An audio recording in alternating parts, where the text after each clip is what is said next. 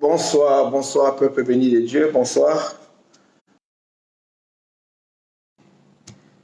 Le docteur Samuel, tout docteur Faveur, bienvenue dans ce moment de partage de la parole de Dieu, d'étude de la parole de Dieu. Nous allons poursuivre notre enseignement que nous avons pu commencer le dimanche, qui a pour thème l'enlèvement de l'Église. Merci. Si vous êtes connectés, je vous serai reconnaissant de commencer à partager la vidéo pour permettre à plusieurs personnes de suivre ce moment d'enseignement.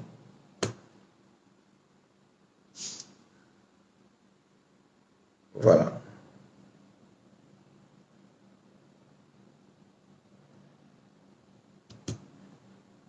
Alléluia. Dieu est bon. Partagez la vidéo. Merci de partager la vidéo pour permettre à d'autres personnes de suivre. Soyez bénis. Soyez tous bénis, vous qui nous rejoignez pour ce moment d'étude biblique. Beaucoup de gens sont en confinement dans plusieurs villes, mais la parole de Dieu n'est pas confinée. Et que ta foi non plus ne soit pas confinée.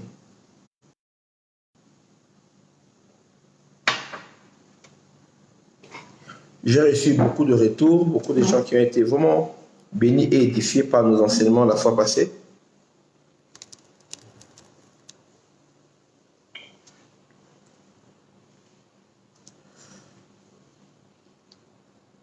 Alléluia. Ok. On va éviter à ce qu'il y ait ce son-là à chaque fois qui nous empêchera, qui peut commencer à nous nuire, les notifications.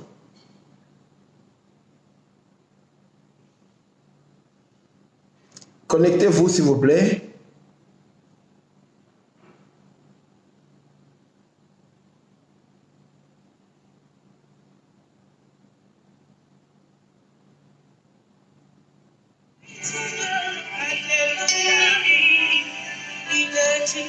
Nina, sois bénie. Regarde ta chanson, Nina. Quand cette chanson joue, je pense à Nina Viry, ma fille Nina, l'île de la Réunion. Alléluia. Nina, sois bénie. Lève ma fille Muriel. De l'île de la Réunion, soyez bénie. Bonsoir, Nina.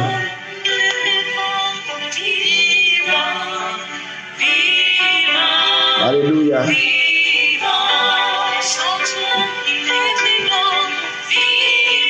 Alléluia. Partagez la vidéo, n'attendez pas. Partageons tous la vidéo.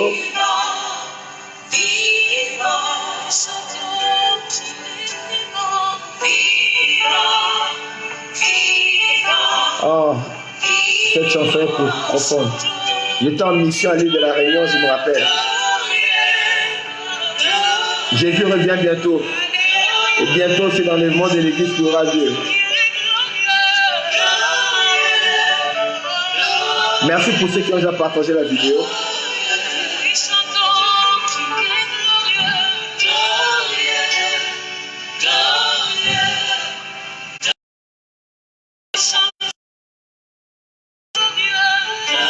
Faites comme moi, partagez la vidéo.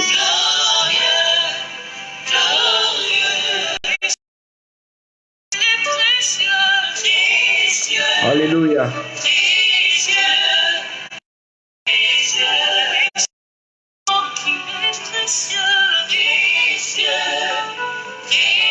Partageons la vidéo.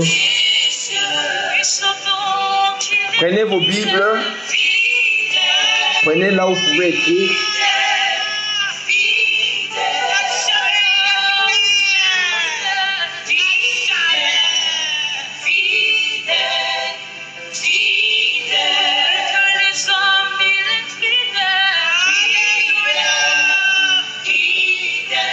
Alléluia.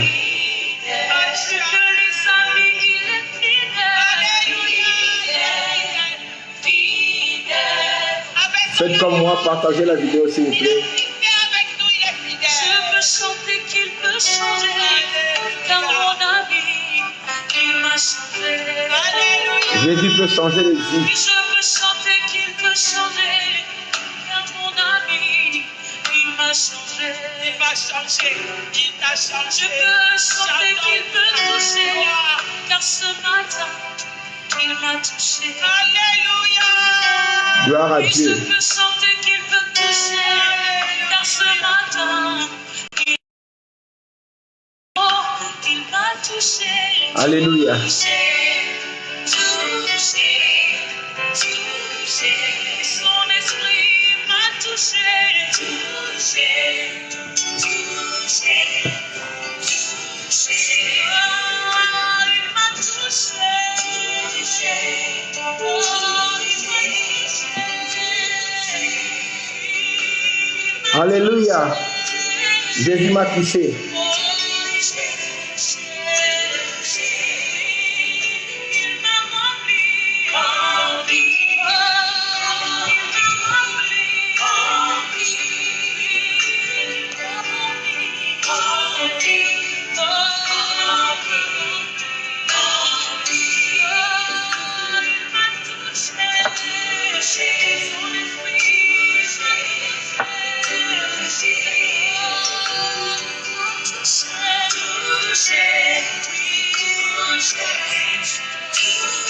Ok.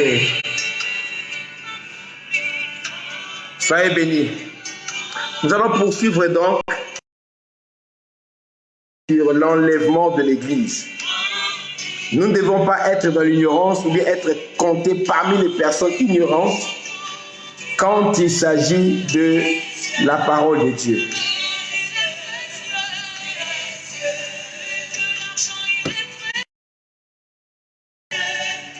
Beaucoup de gens ont été édifiés par l'enseignement du dimanche concernant l'enlèvement de l'Église. Maman Hélène Bangas, soyez bénie. Bonsoir. Bonsoir. Je salue toutes les personnes qui sont en train de me saluer. Je n'ai pas pu voir. Bonsoir à tout le monde. Dites un peu bonsoir. Saluez-nous à partir d'où vous êtes. Bonsoir maman Katia, mon épouse. Frère Eric, sois béni. Bonsoir, soyez bénis, hein? Soyez bénis vous tous. Bon, Fiston Mouteba, à partir de l'Afrique du Sud, bonsoir. Je vous salue tous, l'église de Jésus-Christ. On a fermé les bâtiments, mais on n'a pas fermé l'église. L'église est un corps, est une entité spirituelle. Vous tous, soyez bénis. Dites un peu bonsoir, saluez. Alors, n'hésitez pas à mettre des j'aime pour qu'on voit qu'il y a une activité positive dans ce que nous faites par rapport à l'application.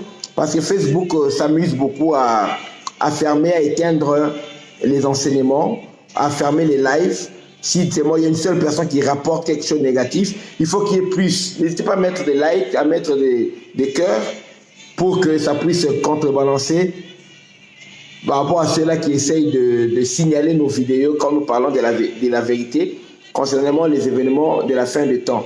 Je vous salue tous. Merci pour vos prières pour que nous puissions continuer à prêcher la parole. En Chine, on a interdit au pasteur maintenant de faire les messages en live.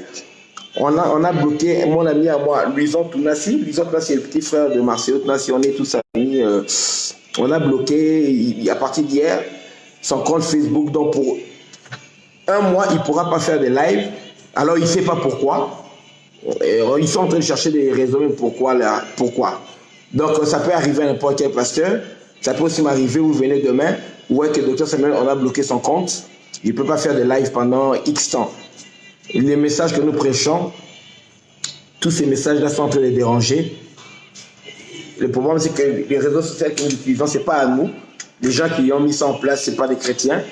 Et ils répondent à certains agendas, certains besoins. Nous sommes là, ils ont besoin de nous pour qu'ils soient nombreux. Mais quand comme ça nuire à certains agendas à eux, ben, ils ne se gênent pas de fermer. Et on va quoi? Qu'est-ce qu'on va faire? On peut se plaindre. Non, c'est à eux. Ils ont tous les droits. Et c'est à eux. Nous n'avons pas de réseaux qui soient à nous. Alors vous tous, soyez bénis. Continuez à partager le message. Et continuez à signaler, à mettre des cœurs. L'application va signaler à vos amis que vous suivez un message qui est intéressant. et ça permettra à plusieurs personnes d'écouter ce message. Ils sont en confinement. Les gens vont fuir où? Vous êtes nulle part. Soyez là, suivez le message de Dieu et vous serez bénis. Seigneur, merci pour ta grâce, merci pour ta bonté. Merci pour ce moment où nous voulons écouter ta parole. Oins ma bouche en tant que ton serviteur et oins les oreilles de tes enfants et de toute personne qui va suivre ce message en direct ou en différé. Que cette personne soit bénie par ce message, que nos cœurs se tournent vers toi, Jésus-Christ. La vie éternelle, c'est de connaître toi, le seul véritable Dieu, notre Père Céleste, et celui que tu as envoyé, Jésus-Christ. Nous voulons que toute personne parvienne à la connaissance de la vérité et ait accès à la vie qu'il y a en Jésus. Parce que celui qui a le Fils a la vie. Celui qui n'a pas le Fils n'a pas la vie, mais la colère de Dieu demeure sur lui. Éclaire-nous, éclaire nos cœurs, sors-nous des ténèbres et prépare-nous pour l'enlèvement de l'Église qui arrive bientôt. Au nom de Jésus. Amen. Voilà, soyez richement bénis. Alors, comme je disais, bonsoir Pasteur Thierry, que Dieu te soit abondamment, que Dieu te soit vraiment favorable. Nous avions dit ceci. Nous avons parlé de l'enlèvement de l'Église en citant les textes de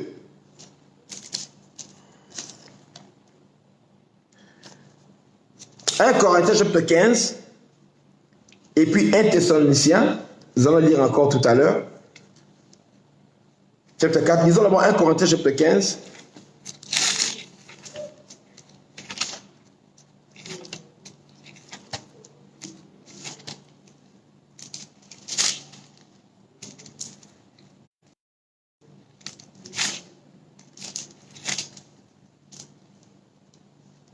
Alléluia. Prenez vos Bibles, c'est important. Bientôt, les Bibles aussi seront censurées. Certains, ils sont riches. J'ai toujours prêché. Bientôt, ils vont racheter les maisons d'édition. Aux maisons d'édition de Genève. Oh, la Bible Église seconde de 1910. Ce sont des éditions, ils vont racheter ça. Ils ont l'argent. Ils vont racheter et ils vont enlever ce qui embête, ce qui dérange leur vie, leur agenda. Le message sur l'homosexualité, ça va être enlevé. Le message sur tel, ça va être enlevé. Ils vont mettre que ce qu'ils veulent.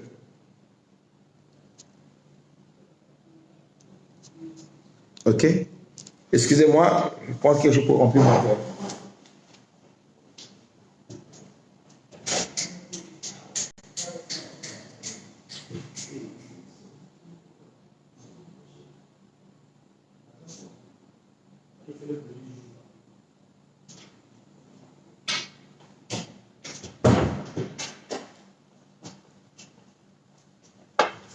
Allez, merci, j'avais besoin. Nous sommes dans 1 Corinthiens chapitre 15.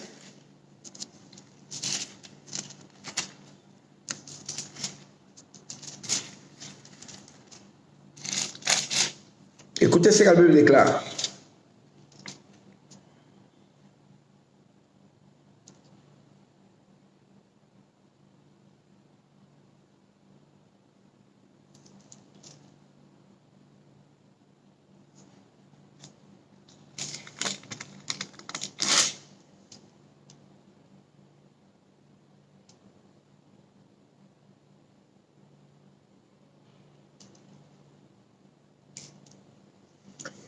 Nous lisons à partir du verset 51.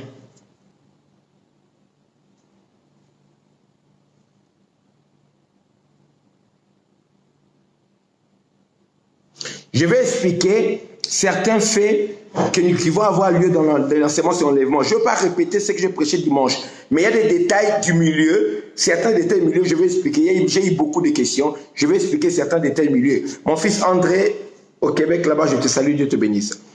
Je vais expliquer certains détails. Voilà. La Bible déclare d'abord 1 Corinthiens chapitre 15, on lit à partir du verset 51. On avait lu de 51.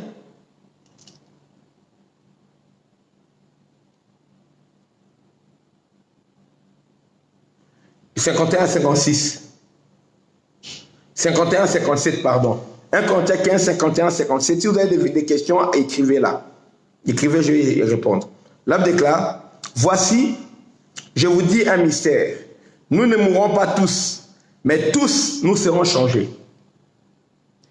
En un instant, en un clin d'œil, à la dernière trompette, la trompette sonnera et les morts ressusciteront incorruptibles. Et nous serons changés. On dit quoi? En un instant, en un clin d'œil, les morts ressusciteront incorruptibles. On parle de nous. On dit que nous ne mourrons pas tous. Ça veut dire quoi? Nous, les chrétiens qui sommes vivants, certains d'entre nous vont être vivants jusqu'au jour de l'enlèvement. Si l'enlèvement vient dans une semaine, donc nous qui sommes vivants, nous serons là encore. Et on va participer à l'enlèvement. Nous tous, nous n'allons pas mourir. Certains ne vont jamais voir la mort. Pour nous prouver, écoutez-moi très bien, pour nous prouver que c'est faisable, Dieu l'a déjà fait à 2 reprises dans l'humanité. Vous avez compris? Quand tu vas lire la généalogie des enfants, hein, d'Adam, tu commences à descendre en bas là, l'humanité, jusqu'à Genèse chapitre 5, Genèse chapitre 6, avant d'arriver même à Genèse chapitre 6, tu liras l'histoire de Enoch.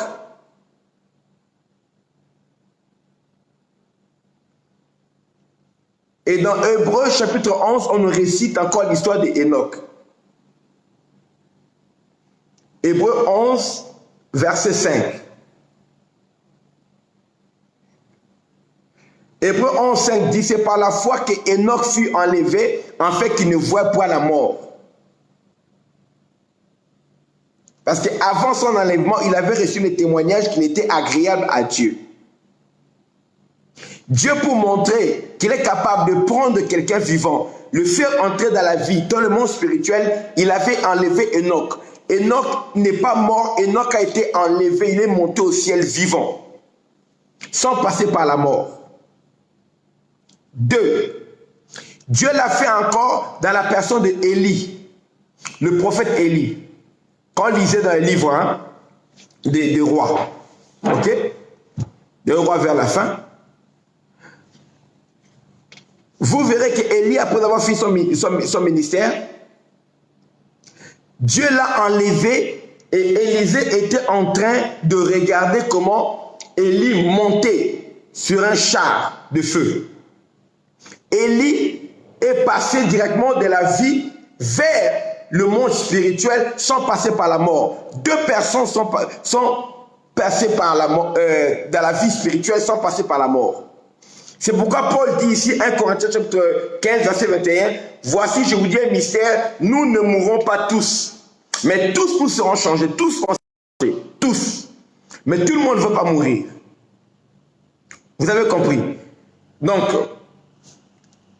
quand la trompette va sonner, en un instant, les morts vont ressusciter. Jésus-Christ est l'exemple de ceux qui sont morts et revenus à la vie. Et il nous donne tout l'espoir. De la même manière que quand il était vivant, il a ressuscité plusieurs personnes. Il a ressuscité Lazare, il a ressuscité le fils de la veuve de Naïn, il a ressuscité la fille de Jairus. Vous comprenez? C'est pour montrer qu'il a le pouvoir sur la mort et sur la vie. Et lui-même, il est ressuscité, il est mort, il est ressuscité et il a vécu pendant 40 jours avec ses disciples sur la terre. Lazare, quand il est ressuscité avec le même corps corruptible. C'est-à-dire que Lazare est mort encore après. Le fils de la veuve de Naïn est mort encore après. La fille de Jairus est morte parce qu'il ressuscitait avec le même corps. On leur a restauré seulement le même corps. Mais Jésus n'est pas ressuscité avec le même corps. Jésus-Christ est ressuscité avec un corps qui est physique mais qui est spirituel. Ce n'est pas le corps de cette création comme si on le langage de la Bible, qui n'appartient pas à cette création. C'est comme tu vas devant le trône de Dieu, on dit que devant l'autel, il y a un autel. L'autel là, dans le monde spirituel, est palpable, mais ce n'est pas touchable dans le monde physique. Il a un corps, c'est une nature, c'est un matériel qui n'est pas de cette création. Ça appartient au monde spirituel, mais ça a une consistance, ça a un corps spirituel. Ce n'est pas seulement des esprits qui sont corps. Nous aurons un corps, mais ce corps sera différent de ce corps-ci. C'est un corps, après la résurrection, nous serons changés pour avoir un corps qui ne pourrit pas. C'est le corps que Jésus-Christ a eu. Quand Jésus est ressuscité, il a eu un corps qui est différent de celui de Lazare ressuscité. Celui de la veuve, la fille de Jairus, à qui Jésus avait dit Talitha Koumi. C'est un corps qui est différent. Parce qu'avec le corps de Jésus-Christ, il pouvait manger.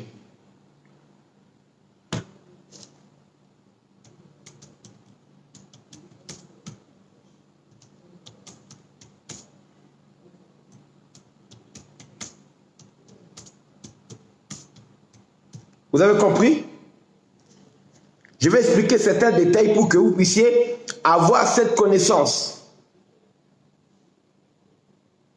Jésus-Christ a voulu montrer la preuve à ses disciples quand il est ressuscité. Si nous lisons un peu la résurrection, quand Jésus-Christ est revenu à la vie, lisons ensemble dans Luc chapitre 24.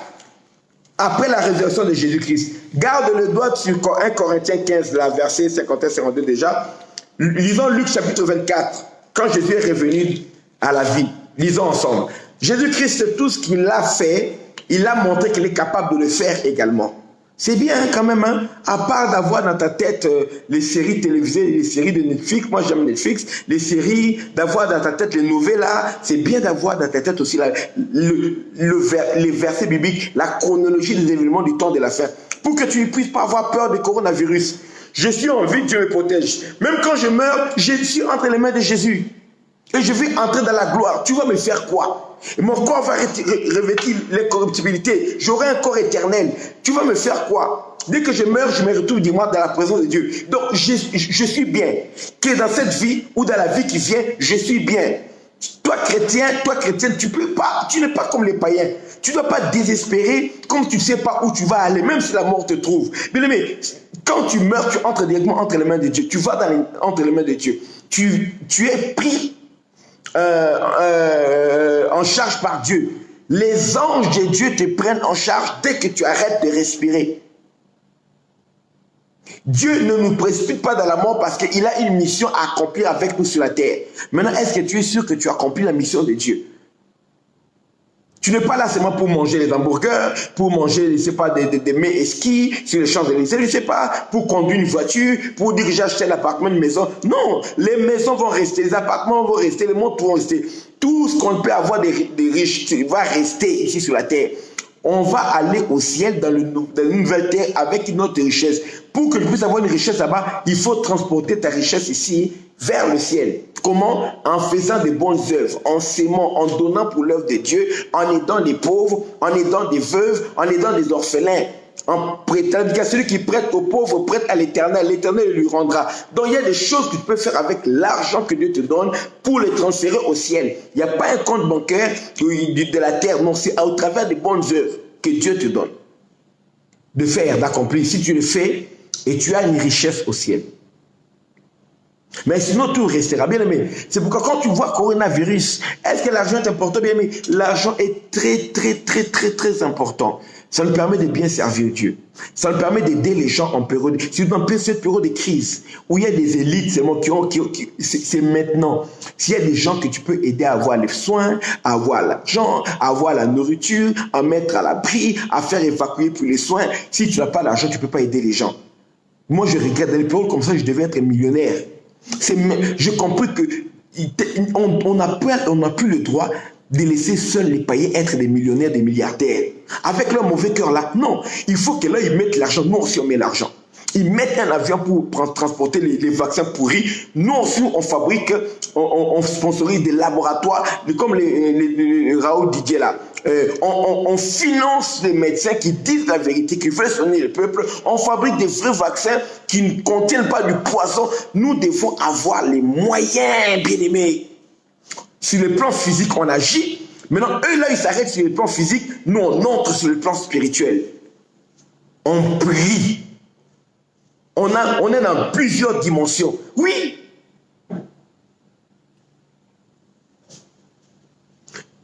Tout ce moment nous fait comprendre que tout ce que Dieu nous donne comme bien, c'est pour le servir avec. Je vous dis la vérité. Mais pour servir Dieu avec quelque chose, il faut l'avoir. Être pauvre, je crois que ce n'est pas un péché. Mais ça t'empêchera de faire beaucoup de choses pour Dieu.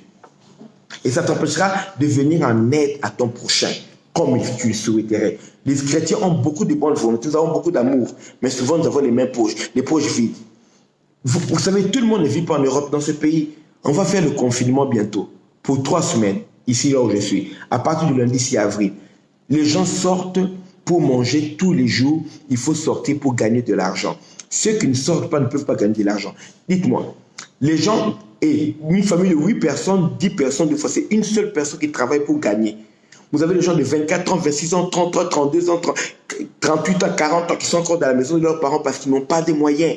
Ce n'est pas qu'ils travaillent, qu'ils contribuent, non, ils n'ont pas de moyens. C'est seulement une personne qui nourrit toutes ces personnes-là. Et si cette personne ne sort pas, toute la famille reste affamée. On va faire le confinement, les gens ne vont pas sortir. Donc, on aura des familles de 10 personnes qui vont mourir de faim. Ici, ça va se passer ici. Mais si tu avais l'argent, si les chrétiens avaient l'argent, si les églises avaient les moyens, il y a beaucoup de choses que nous pouvons faire pour aider les gens.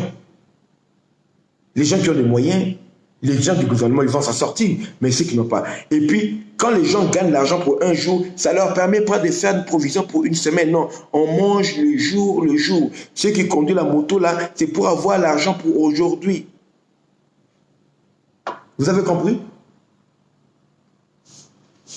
Je reviens. Luc chapitre 24. Luc chapitre 24, nous sommes dans le verset. Lisons le verset.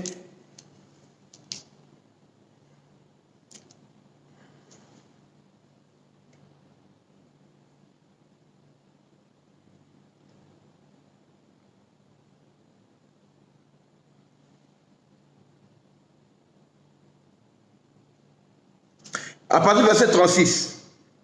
Luc 24, verset 36.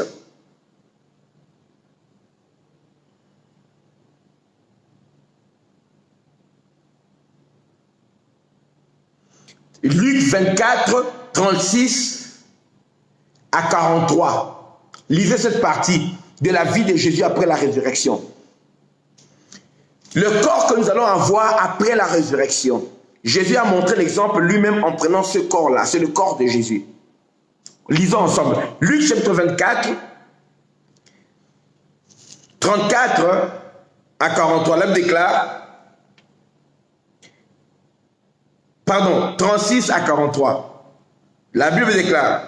Tandis qu'il parlait de la sorte, lui-même, donc Jésus, se présenta au milieu d'eux et leur dit, la paix soit avec vous. Jésus leur a apparu. Verset 37. Saisi de frayeur et d'épouvante, il croyait voir un esprit. Quand Jésus était apparu, ce n'était pas un esprit, ce n'était pas son esprit. C'est lui-même, écoutez bien. Il croyait voir un esprit. 38. Mais Jésus leur dit, pourquoi êtes-vous troublés et pourquoi pareille pensée s'élève-t-il de vos cœurs? Voyez, il a montré, voyez mes mains et mes pieds. C'est bien moi. Touchez-moi et voyez. Un esprit n'a ni chair ni os.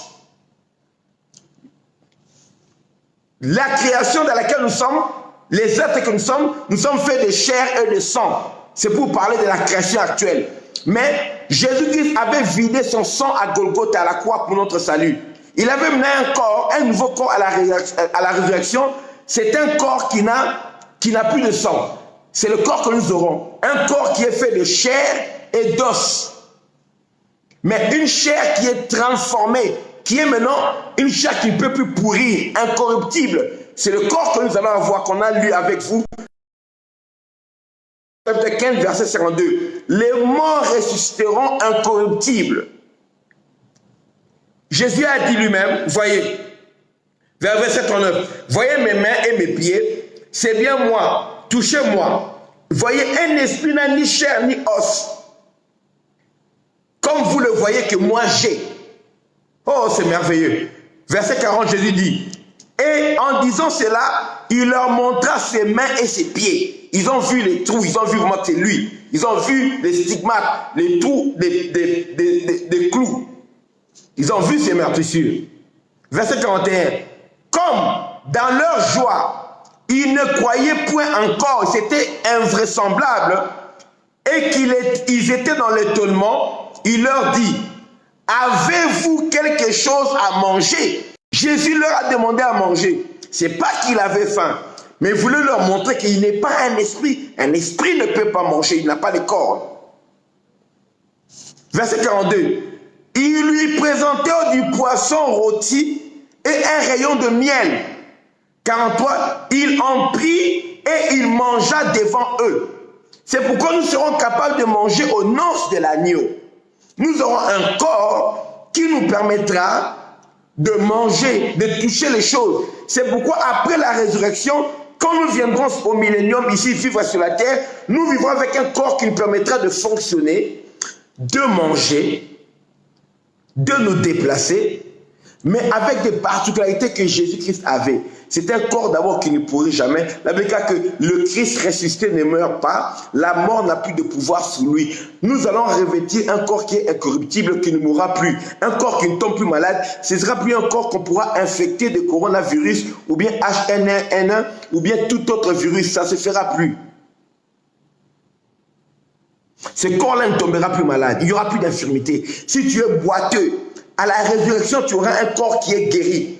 Tu es borgne. Quand tu ressusciteras avec un corps guéri. Tu as perdu ton bras. Tu es diabétique. On t'a coupé. Opération. On a enlevé les seins. Cancer des seins. Quand tu ressusciteras, tu auras un corps qui est entièrement ressuscité, guéri. Il n'y aura plus d'infirmité, dit la Bible.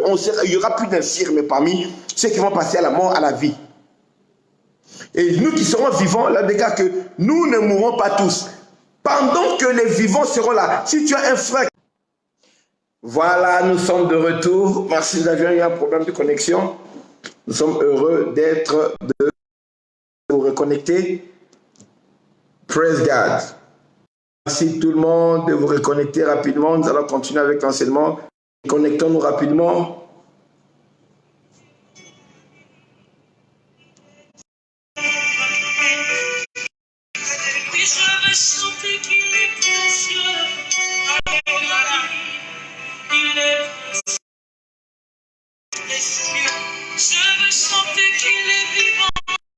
Alléluia.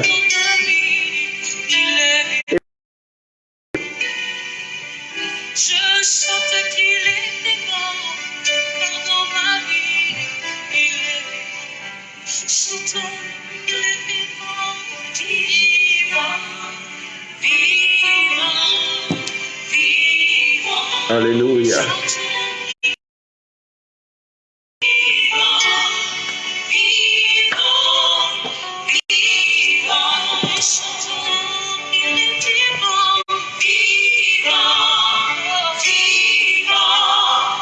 Partagez la vidéo rapidement. Merci.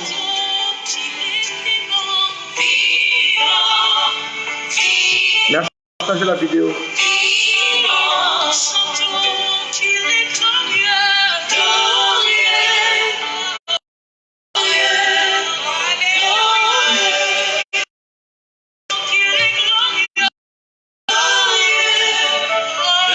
Merci de partager la vidéo rapidement.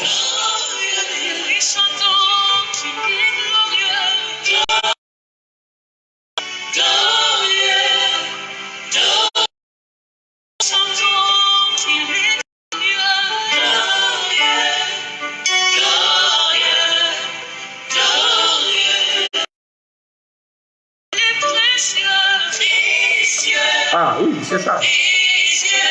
Ok. Merci beaucoup.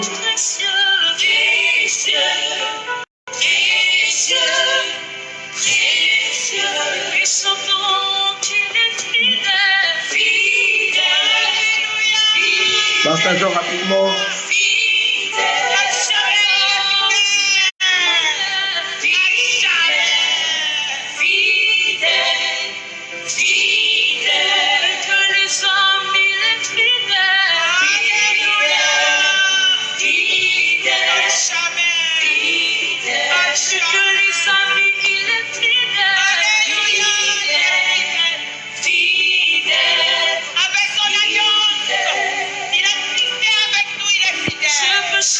qu'il peut changer, car mon ami, Pasteur Jean, merci. Alléluia.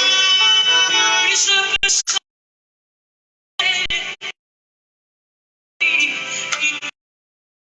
Alléluia. Je peux chanter qu'il peut toucher, car ce matin, il m'a touché. Alléluia. Oui, je peux chanter qu'il peut toucher.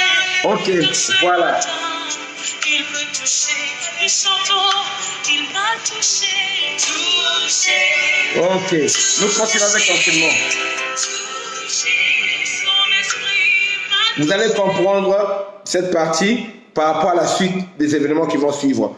Alors, nous avons compris que le corps que Jésus avait, c'est un corps qu'on pouvait toucher, c'est un corps qui ne pouvait plus pourrir, c'est un corps qui ne pouvait plus être malade, mais c'est un corps aussi qui pouvait manger avec. Et aussi, la différence, Jésus-Christ pouvait, ce corps-là, apparaître dans les réunions où les portes étaient closes, les portes étaient fermées. Apparaître. C'est le même corps que nous allons avoir, et quand vous comprendrez pourquoi c'est important ce corps-là. Alors, la Bible déclare, nous retournons dans 1 Corinthiens chapitre 15, verset 51-52, on lira jusqu'au verset 57, dans 1 Corinthiens 15.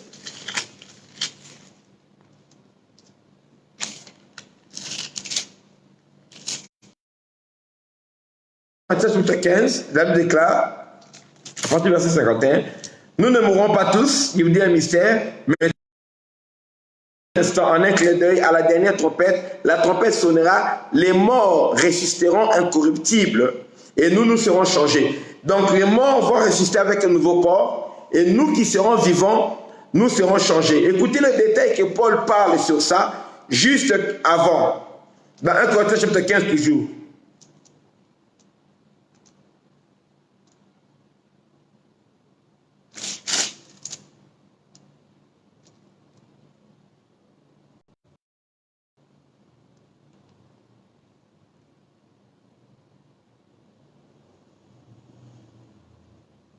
Écoutez ce que dit la Bible.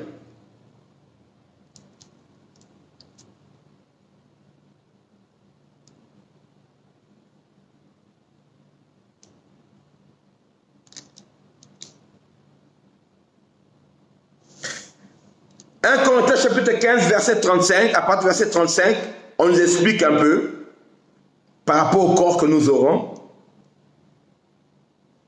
Bon, je peux lire à partir de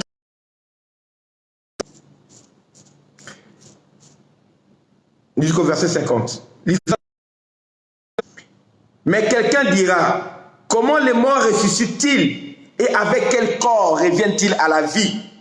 Insensé, ce que tu sèmes ne reprend point vie s'il ne meurt. Et ce que tu sèmes, ce n'est pas le corps qui naîtra, c'est un simple grain de blé peut-être ou d'une autre sémence.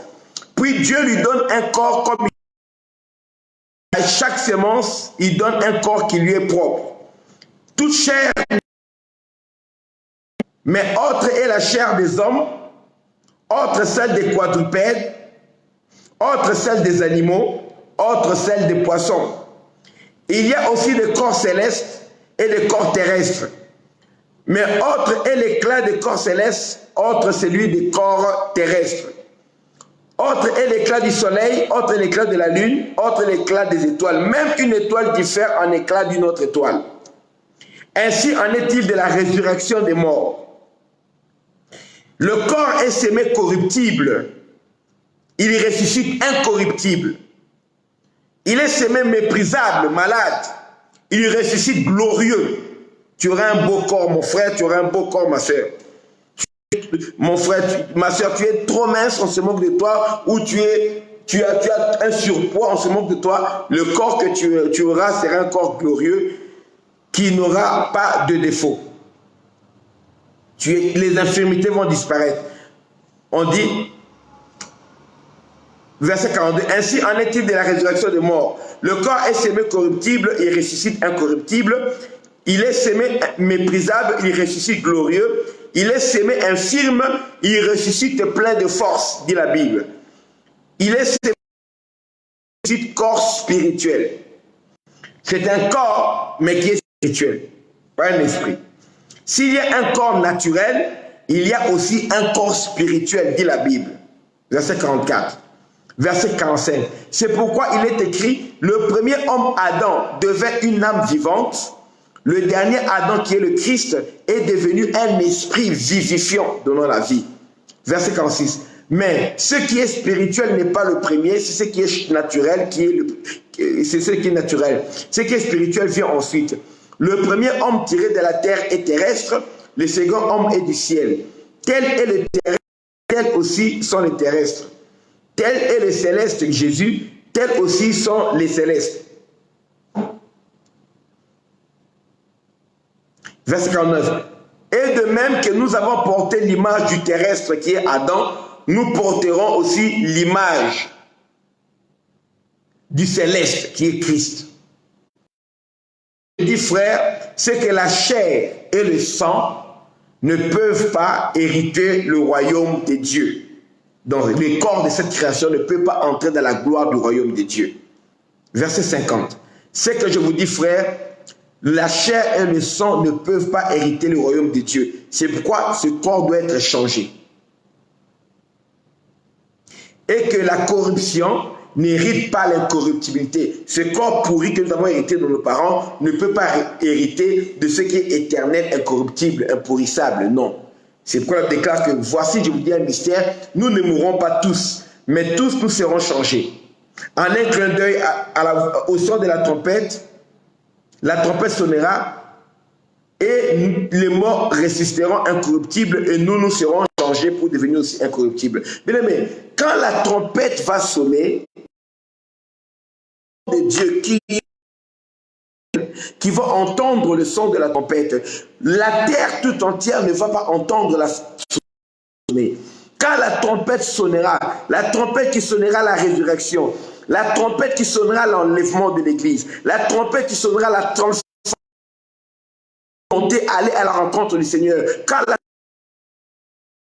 gens qui sont spirituels qui vont entendre cela, les chrétiens charnels qui vivent dans le péché, les païens, les athées, ceux qui refusent de croire, toutes ces personnes, écoutez-moi de vous dire la vérité, au judaïsme, sans croire au Christ, Jésus-Christ, Jésus le Christ, les juifs, ils vont rester.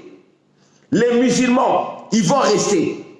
Les bouddhistes, les shintoïstes, ils vont rester. Les religieux, ceux qui pratiquent la religion sans avoir donné leur vie, ceux qui ne sont pas nés de nouveau, ils vont rester. Oh, tu es évangélique, mais tu es religieux. Tu vas rester. Oh, moi je suis catholique, 100% catho. Tu n'as jamais réellement donné ta vie à Jésus. Tes parents t'ont amené chez les catholiques, c'est pourquoi tu y vas. Tu vas rester. Ton père est pasteur évangélique. Toi, tu n'as jamais donné ta vie à Jésus. Tu vas rester.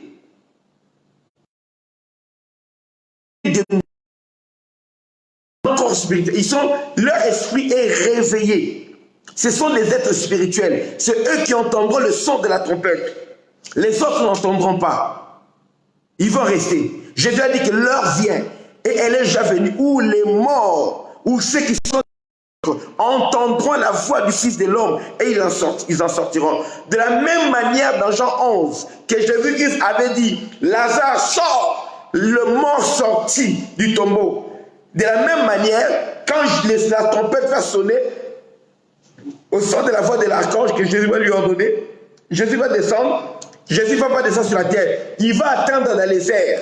Je vais lire avec vous dans 1 Thessaloniciens. Jésus restera dans les airs.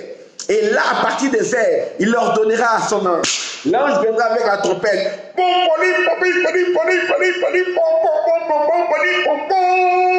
La trompette va sonner. Les chrétiens qui sont nés morts dans la guerre 40-45, les chrétiens qui sont morts dans la première guerre mondiale, 14-18, ceux qui sont morts maintenant, ceux qui sont morts de coronavirus, ceux qui, peu importe, ils vont entendre la voix. Paul va entendre la voix de la trompette. Pierre va entendre la voix de la trompette. Va entendre la voix de la trompette. Vont entendre. la foi, si ta mère est morte dans la foi, oh, console-toi, ta mère va entendre le son de la trompette. Ta soeur qui est partie, elle va entendre le son de la trompette. Vous avez pleuré votre pasteur, écoute-moi bien. Vous avez enterré votre pasteur, mais son esprit est vivant quelque part, parce que Dieu n'est pas Dieu des morts, mais Dieu des vivants. Ton pasteur qui est mort en servant le Seigneur va entendre le son de la trompette. Billy Graham va entendre le son de la trompette. Entendre le son de la trompette. Smith Wigglesworth va entendre le son de la trompette. Kakou Séverin va entendre le son de la trompette. Heidi Nabala va entendre le son de la trompette. L'archbishop Benson Idaosa va entendre le son de la trompette. Oui, les enfants de Dieu vont entendre le son de la trompette. Va entendre le son de la trompette et ils sortiront avec un corps glorieux. Ce qui est le corps méprisable, le corps mortel va revêtir le corps corruptible qui est semé corruptible de la terre va revêtir l'incorruptibilité et ils seront changés. Pendant qu'ils sont changés, ils sortent. Nous qui sommes vivants, nous serons transformés et en se transformant, nous disparaissons. Nous monterons avec eux. Alléluia. Tu vas payer l'argent pour avoir le corps comme celui-là. Tu vas payer qui? Tu ne peux pas acheter ce corps-là. C'est seulement ta foi.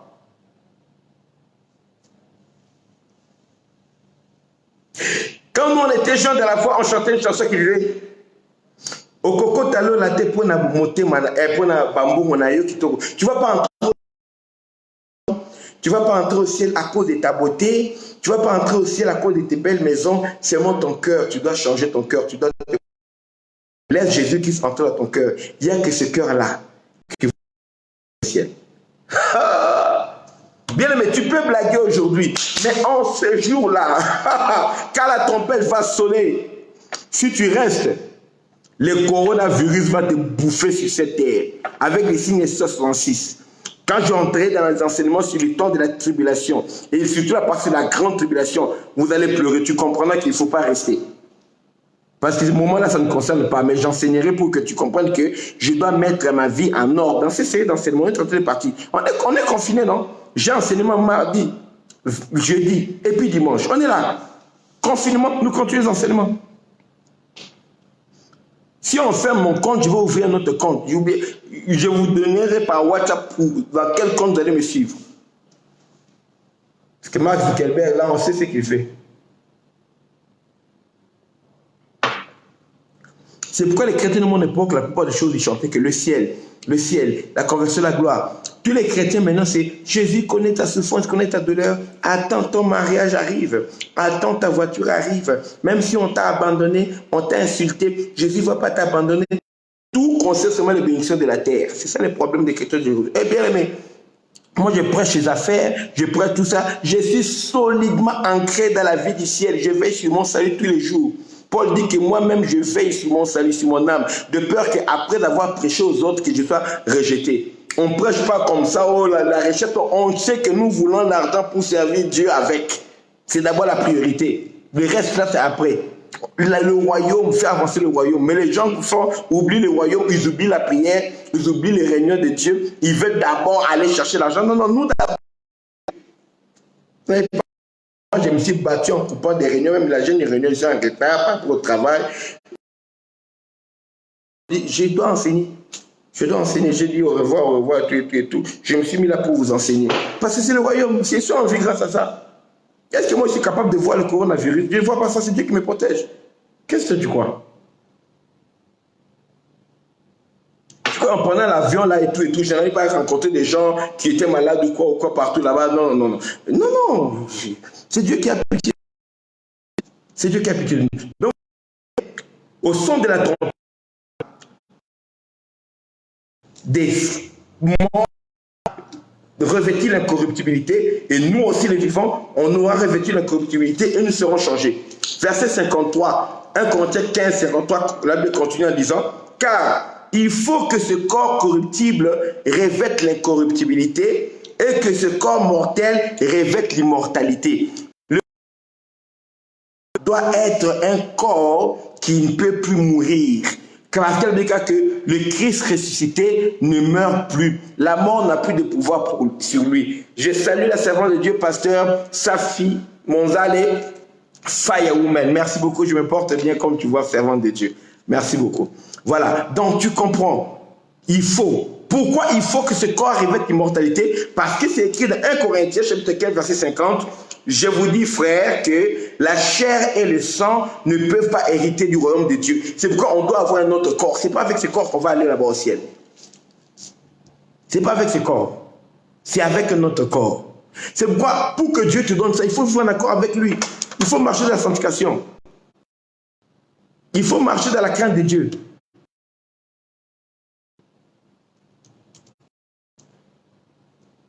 Il faut marcher dans la crainte de Dieu. Parce que tu ne sais pas. La tempête va sonner quand?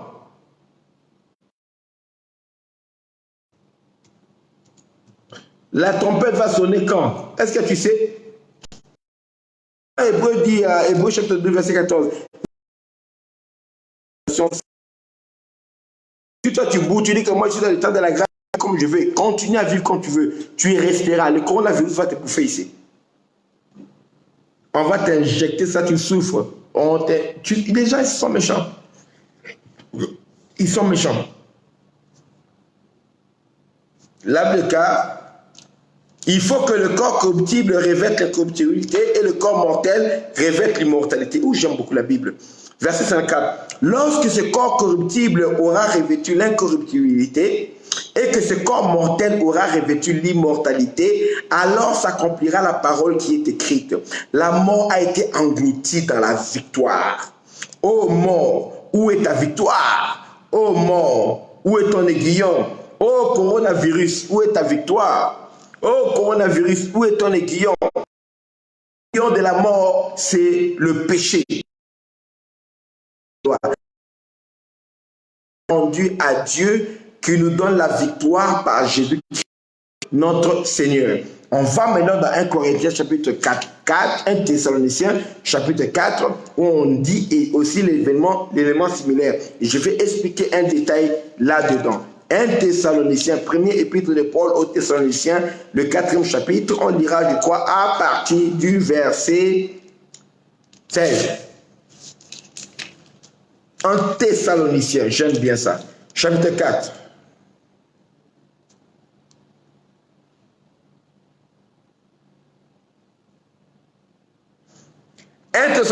Chapitre 4, on peut lire à partir du verset 13. 13 à 18. Là, déclare, nous ne voulons pas, frères, que vous soyez dans l'ignorance au sujet de ceux qui sont décédés, afin que vous ne puissiez pas être tristes, vous ne puissiez pas vous affliger, comme les autres là sont les païens. Si tu as ton frère, ta mère qui est juif, qui croit à la religion juive, qui ne croit pas ici, c'est maintenant le temps de lui dire, écoute, crois en Jésus-Christ comme Seigneur et Sauveur. Crois en lui comme Paul, le juif, a cru en lui. Crois en lui comme Pierre, le juif, a cru en lui. Crois en lui comme Pierre, le juif, et Jean, le juif, a cru en lui. Tous les premiers disciples de Jésus qui étaient des juifs, crois en lui comme ça pour que tu sois sauvé. Celui qui a le Fils a la vie. Sinon, ton père, ta mère qui est juif là, il va rester, il va... Tu as ton père, ta mère qui est musulman. Oh, on prie un seul Dieu. Dis-lui, bien aimé, le salut est dans le Fils. Dans l'islam, on dit qu'il n'a pas été enfanté et il ne peut pas enfanter. L'islam qui dit que Dieu n'a pas de fils. Dans l'islam, renie que Jésus-Christ est le Fils de Dieu. Dans l'islam, Jésus-Christ est appelé Isa bin Mariam. Donc Jésus est appelé Jésus, le fils de Mariam, le fils de Marie. Non, Jésus n'est pas seulement le fils de Marie. Marie a été une personne qu'on a utilisée pour sa naissance sur la terre. Jésus est fils de Dieu. Celui qui a le Fils a la vie. Si tu ne crois pas que Jésus est le Fils de Dieu, tu es perdu. Cher musulman, Jésus-Christ, croire en lui comme le Seigneur et Sauveur. Croire en lui comme le Fils de Dieu. C'est en tant que Fils de Dieu qu'il y a le salut en son nom. Pas en tant qu'un prophète. Un prophète ne peut pas sauver quelqu'un.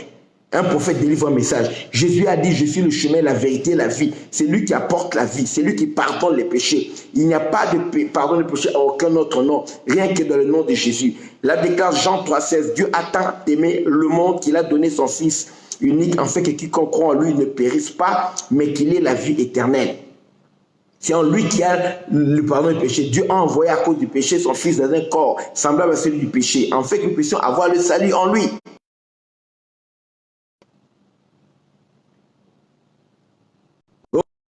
Athée, dis-lui que le monde ici existe parce que c'est Dieu qui l'a créé. Et le monde s'est tourné vers le mal, le péché. Regarde ce que le monde est arrivé. Et salut dans le Fils de Dieu. Dieu a envoyé son Fils Jésus. Il parle à l'athée, parle au bouddhiste. Il a dit que Bouddha a été montré le chemin, mais Bouddha est mort, il n'est pas ressuscité. Je te prêche Jésus-Christ qui est ressuscité d'entre les morts. Et il est vivant, capable de te sauver maintenant. Il est capable de faire pour toi ce que Bouddha ne peut pas faire. Alors Jésus-Christ est capable de te sauver parce qu'il est le Fils de Dieu. Si tu crois en Jésus-Christ aujourd'hui, tu as la vie. Celui qui a le Fils a la vie. Celui qui n'a pas le Fils n'a pas la vie. La colère de Dieu demeure sur lui. C'est sans équivoque. Parlez aux gens, dites aux gens de votre famille qu'ils doivent donner leur vie à Jésus-Christ. C'est maintenant le temps de donner leur vie à Jésus. Les événements du monde actuel là, c'est pour nous réveiller, pour montrer que vanité des vanités, tout est vanité. En une semaine, on perd quelqu'un. Attrape le truc, les symptômes, tout en une semaine. Quelqu'un qui était bien, or que j'ai le virus, hein, la période d'incubation c'est atteint là, et puis problème pulmonaire, la personne meurt. Oui, la personne est partie. Faites attention. Paris, vide.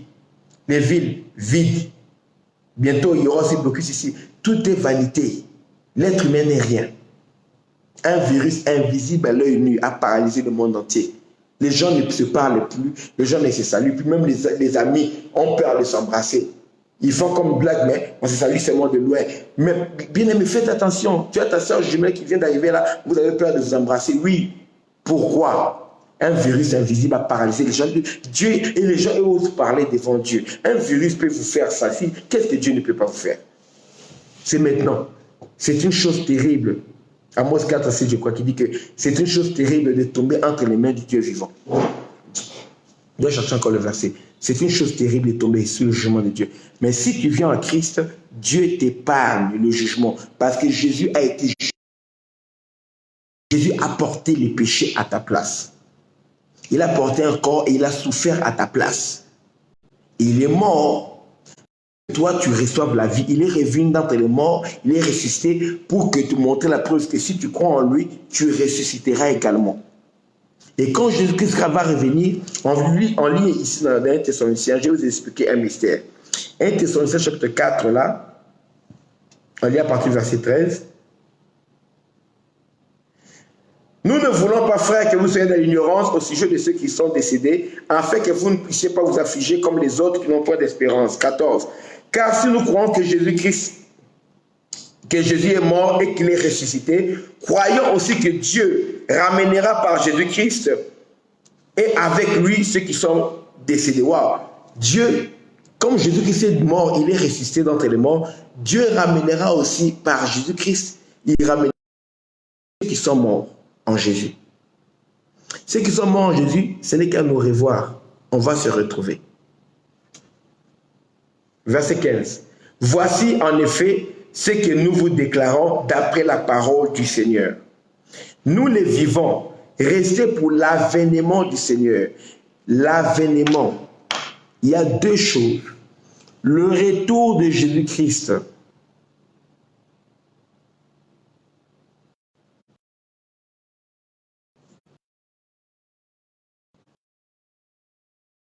Passera épisode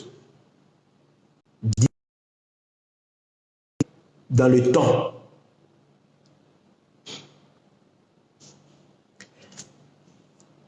Dans Matthieu 24, quand les disciples ont posé la question à Jésus, regarde les belles constructions du temple, Jésus a dit, il ne restera pas ici pierre sur pierre qui ne soit renversée. Quand ils sont montés sur la montagne, il s'est assis, les disciples sont venus lui demander, arrivera-t-il donc? Quand est-ce qu'il n'y aura pas pierre sur pierre qui soit renversée? Ils ont continué. Quel sera le signe la fin du monde. Donc, quand est-ce que les temples vont être détruits? Quand est-ce qu'il y a le signe de ton retour? Et quand est-ce sera le signe de la fin du monde? C'est 3 temps différents. La destruction du temple de Jérusalem, ça a déjà été fait. Va à Jérusalem, tu verras que le temple n'est plus là. C'est une mosquée qui est là. Mais cette mosquée-là sera encore détruite. On va rebâtir le temple dessus. 2. Quel sera le signe de ton retour? Signe de ton avènement. Maintenant, dans l'avènement de Jésus-Christ, il y a 2 épisodes, 2 choses. Quand on parle du retour de Jésus, le retour de Jésus-Christ en réalité, c'est quand Jésus-Christ va venir ici sur la terre. Il va descendre sur la terre. De la même manière qu'il était parti, de la même manière qu'il reviendra et il descendra. La Bible déclare, quand il descendra, ses pieds toucheront la montagne des Oliviers et la montagne se fendra en 2. Je vous enseignerai cela en détail quand je vous parlerai sur la guerre d'Armageddon. Mais pour avoir une idée sur le retour, quand Jésus viendra, le retour, ça veut dire que quelqu'un est parti, retour, il revient d'où il est parti, il reviendra sur la terre.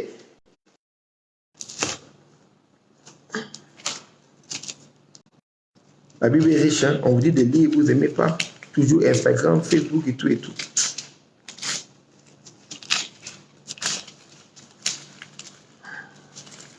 Écoutez un peu. La Bible, des fois, ça y a un beau, c'est comme si c'est succulent, la Bible. Hein? Oh, j'aime la Bible, mon Dieu, j'aime la Bible.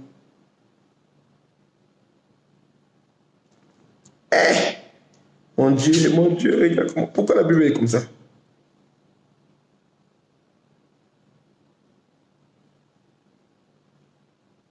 Écoutez sur le retour du Seigneur.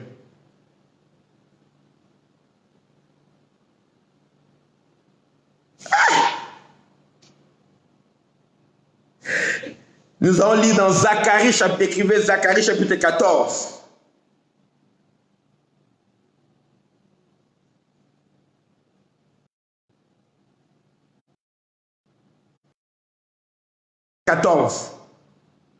On lit à partir du verset 1er jusqu'au verset 4.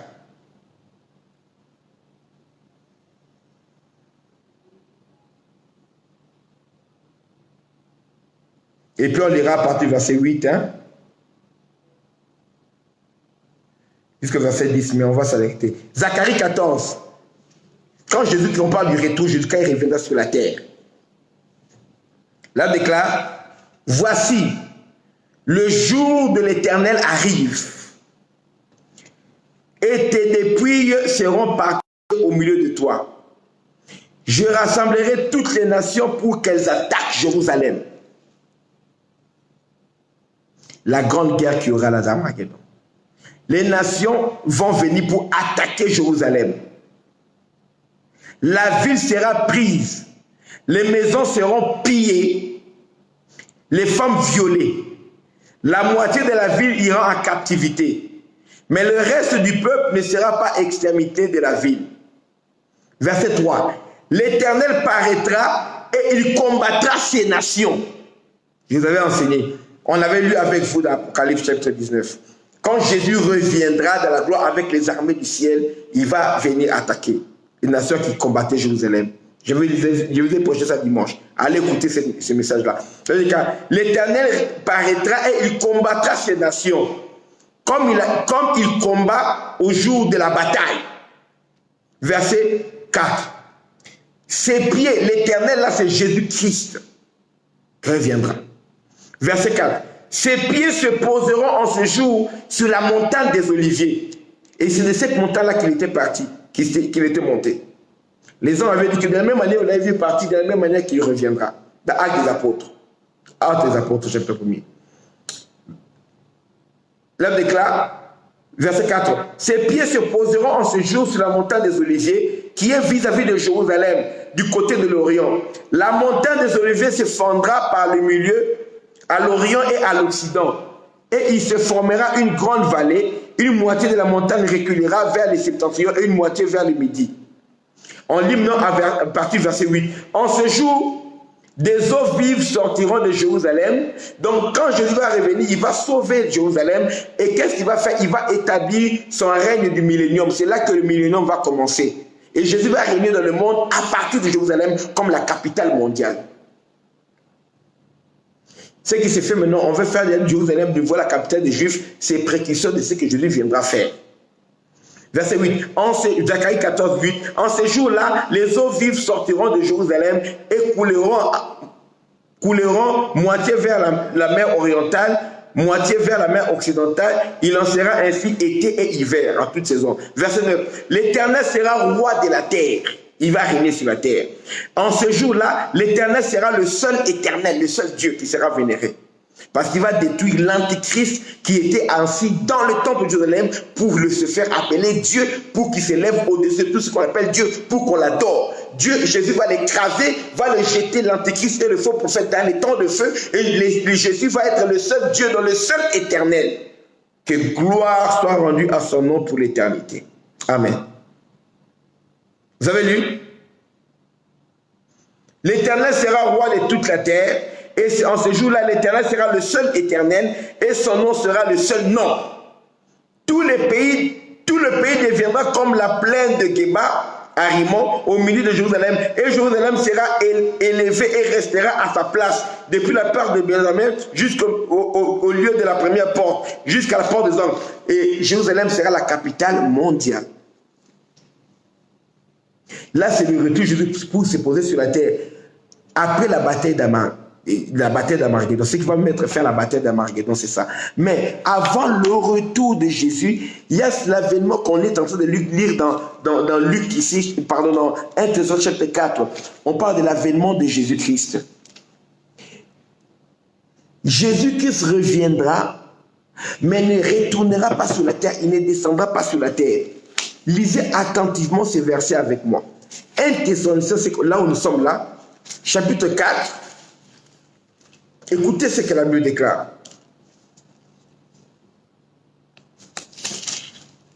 Écoute ce que la Bible déclare. Verset 15. Voici en effet ce que je vous déclare d'après la parole du Seigneur. Nous le vivons, restez pour l'avènement du Seigneur. Nous ne dévancerons pas ceux qui sont morts.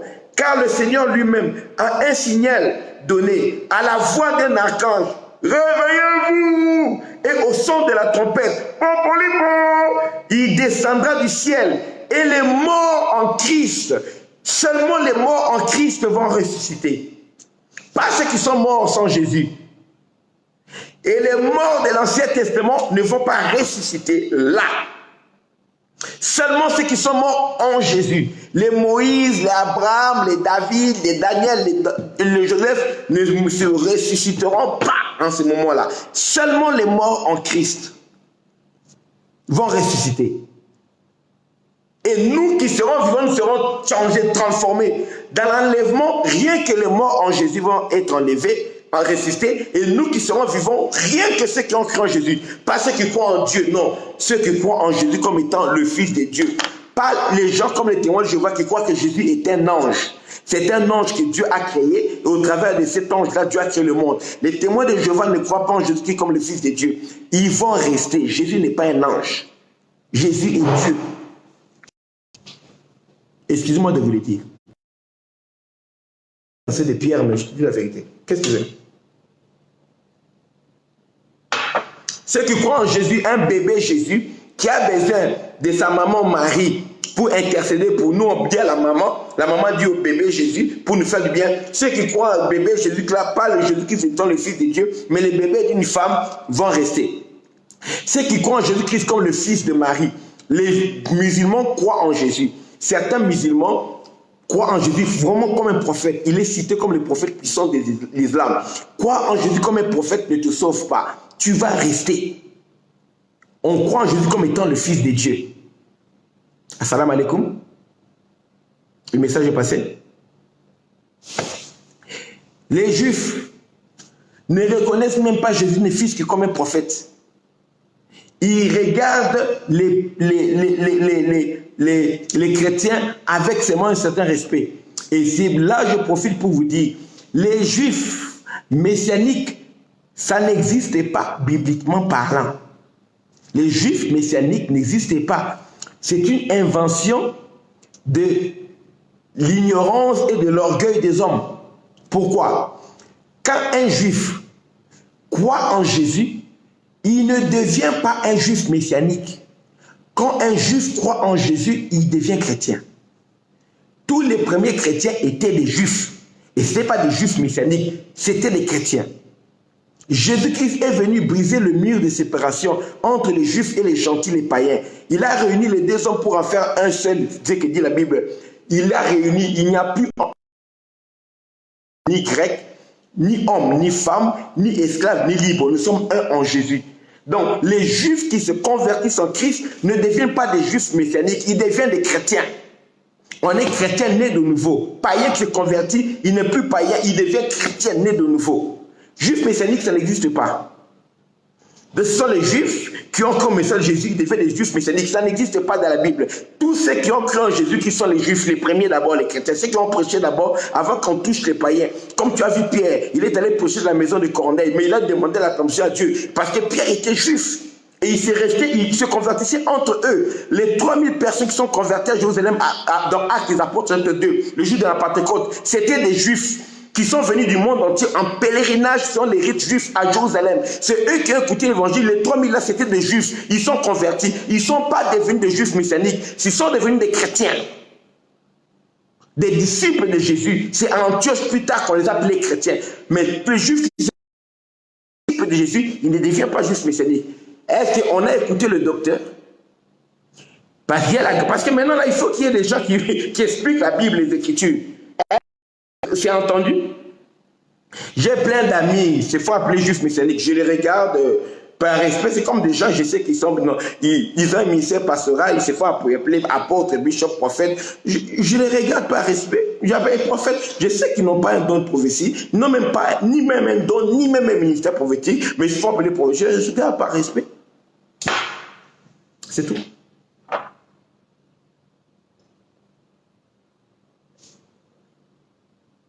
Vous avez compris, hein? J'ai mis seulement une parenthèse pour qu'on comprenne là. Alors, si tu ne reçois pas Jésus-Christ, tu ne crois pas en Jésus comme étant le Fils de Dieu, peu importe ta confession, tu ne participeras pas à l'enlèvement.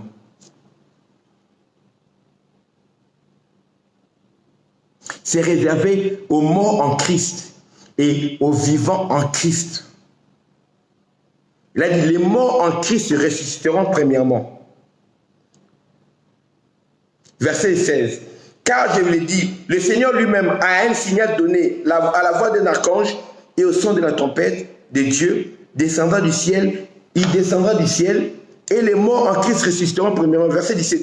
Ensuite, nous les vivants qui serons restés, nous serons tous ensemble enlevés avec ces morts-là, avec eux, sur des nuées à la rencontre du Seigneur. Si Jésus était descendu sur la terre, on allait le rencontrer sur la terre. S'il était descendu à Jérusalem, on allait se rencontrer, les morts se ressuscitent, on se retrouve tous à Jérusalem. Ça ne sera pas le cas.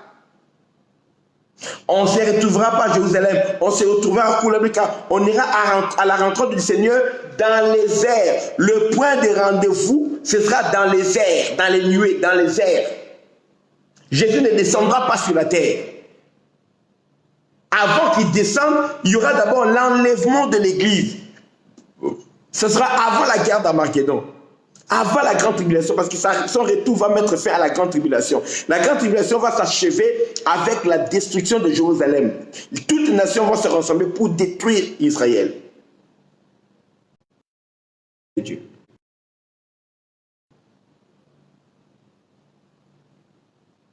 De la même manière qu'à l'époque de Jésus, les Juifs sont convertis, ils font partie de l'Église. À l'époque de Paul, lui-même Paul, converti, il fait partie de l'Église. Beaucoup de Juifs dans le monde sont convertis. Et nous, les païens, nous faisons partie de l'Église. Quand Jésus viendra, il viendra prendre l'Église. Et dans l'Église, il y a et les Juifs et les non-Juifs. Nous sommes tous mélangés. Ce que nous vivons, qui est un héritage à la louange de sa gloire. Il n'y a ni grec, ni esclave, ni libre, ni homme, ni femme. La est claire. Si un juif croit qu'il est plus que eux, un juif n'a rien de plus que toi, Un juif qui croit en Jésus, il n'a rien de plus que toi et il n'a rien de moins que toi. Un gentil, un païen, un ancien païen qui croit en Jésus-Christ en ces temps-ci, il n'a rien de plus qu'un juif qui a cru en Jésus et il n'a rien de moins qu'un juif qui a cru en Jésus. Nous sommes tous logés à la même enseigne, le corps de Christ, avec l'esprit de la grâce qui est posé sur nous. Et on ira dans les airs, pas sur la terre. On rencontrera Jésus là-bas et on montera avec lui. Et il se passera 7 ans. C'est pendant ces 7 ans qu'on va remarquer que nous on a disparu, on va activer le plan du contrôle de toute l'humanité.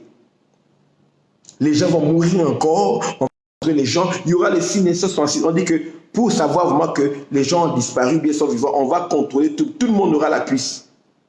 On va activer ça maintenant, ce sera obligatoire. Personne ne pourra ni manger ni boire. Mais avant cela, il y aura tellement une crise sur la terre, je vous avais dit que, et cet homme-là, l'impie, va apparaître pour résoudre la crise. C'est pourquoi le contrôle là, la période de 7 ans est divisée en 2 temps. La moitié c'est quoi? 3 ans et demi, 3 ans et demi. Dans l'Apocalypse, tu entends, c'est souvent 1260 jours, je crois, ou bien 1 temps, 2 temps, la moitié d'un temps. Bien 1 année, 2 années, et puis la moitié d'une année. Donc ce sera 3 ans et demi. Il y aura 3 ans et demi de très grandes tribulations, de grandes souffrances. Le gars là va mettre la paix sur la terre, on va l'adorer.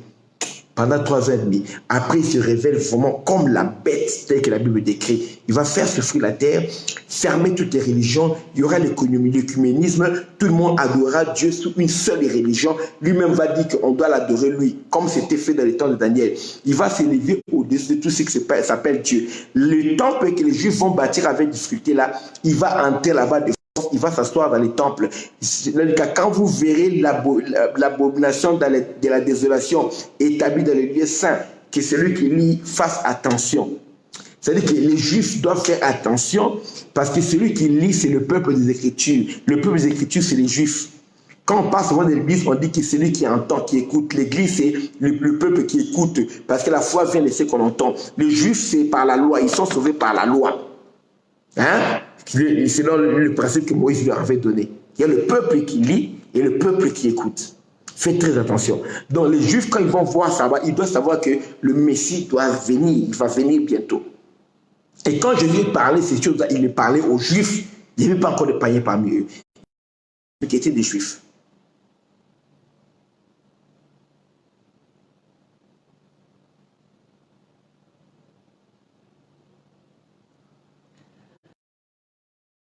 C'est un juif qui attend le retour du Messie. Donc un juif messianique pour nous c'est un païen parce qu'il attend le retour du Messie comme si le Messie n'est pas encore venu. Parce qu'un juif qui croit en Jésus comme le Messie, il devient disciple de Jésus, donc il est chrétien. Ce n'est pas messianique. L'autre juif qui est païen, ça veut dire qu'il est comme tous les autres juifs mais qui ne croient pas en Dieu.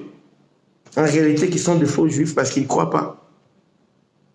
Ils sont circoncis dans la chair, mais pas dans leur cœur.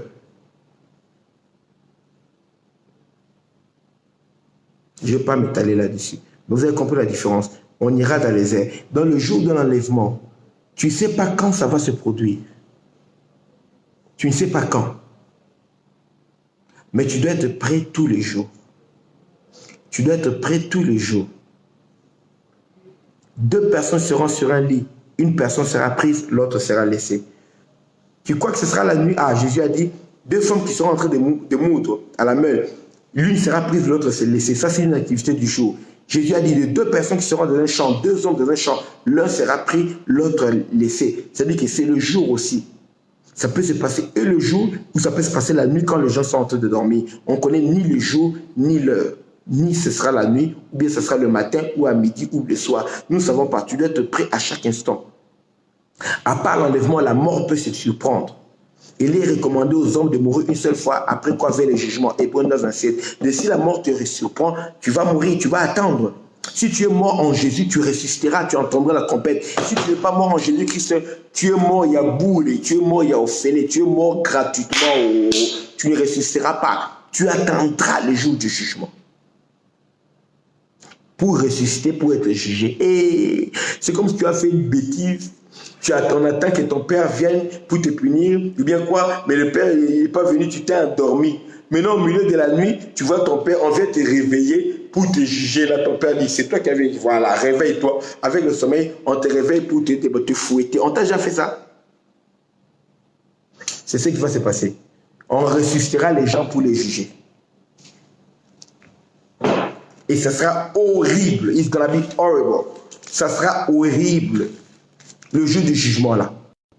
J'ai enseigné avec ça sur le détail. Et le jour où on ressuscitera les gens pour le jugement, la terre va disparaître. C'est-à-dire que Jean dit, j'ai vu la terre être roulée comme un vieux vêtement. Comme on prend un vieux vêtement, on prend, on les froisse comme ça. On met sur côté. La terre et le ciel et la terre ici vont disparaître, enlever. Les gens vont être jugés dans les airs. C'est-à-dire que dans le vide, comme on dit chez nous, en train de flotter. Il n'y aura même pas une pierre, une montagne, excusez-moi, ou bien un arbre où tu peux te cacher derrière. Rien. Toi-même face à face, comme on dit ici, phare à phare. Tu monteras le dernier jour, les hommes rendront compte de toutes paroles vaines qu'ils auront prononcées contre Dieu. Si tu auras ouvert, on montrera tes paroles, on montrera le film de ta vie, tout, bien tout. Il y a des disques durs qui contiennent des mégas de triomphes. Et c'est ça, image en son, en qualité vidéo, tout. Et même les pensées vont être projetées. On montrera aux gens quand ils parlaient de leur bouche, les pensées qu'il y avait dans le cœur. Dans le jugement de Dieu, tout sera, Dieu est très moderne, tout sera en 3D, 4D, je ne sais pas quoi. On montrera tout.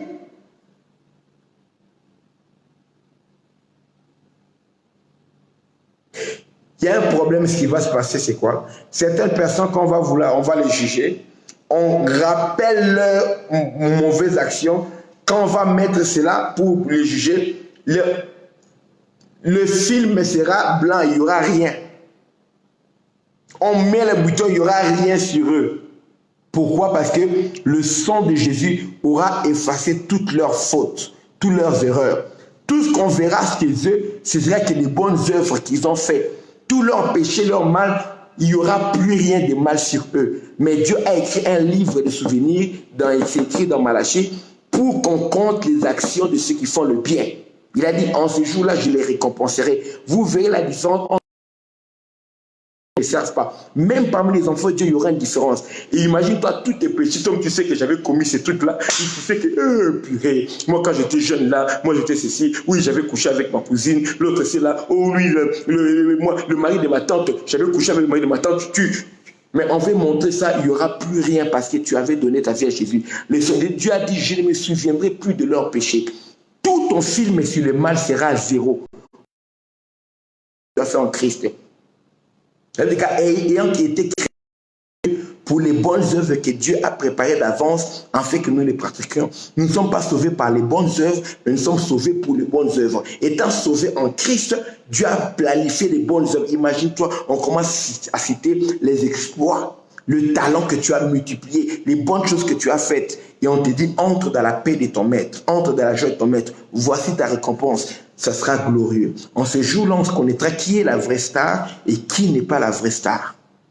Ou tu verras des stars des sports, ou le Messie ou quoi, s'il n'est pas converti, on les envoie en enfer. Tu comprendras que l'argent ne peut pas corrompre Dieu. Si l'argent ne peut pas corrompre le coronavirus, tu crois que l'argent peut corrompre Dieu?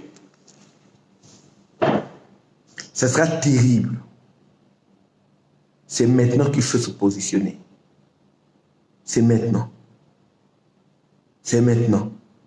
Même si Jésus ne revient pas maintenant, dans 10 ans, 20 ans, tu es prêt, whatever, when, peu importe le temps, tu es prêt pour entrer dans la gloire. Pourquoi ne pas venir à Jésus? Pourquoi ne pas mettre ta vie en ordre? Et puis tu as connu le privilège de connaître Jésus-Christ quand même. Si tu suis ce message, c'est que tu es quand même chrétien quelque part, ou bien tu as entendu le message de Christ, ou bien tu es en contact avec un chrétien, sinon tu ne suivrais pas cette vidéo. Pourquoi ne pas mettre ta vie en ordre avec Dieu?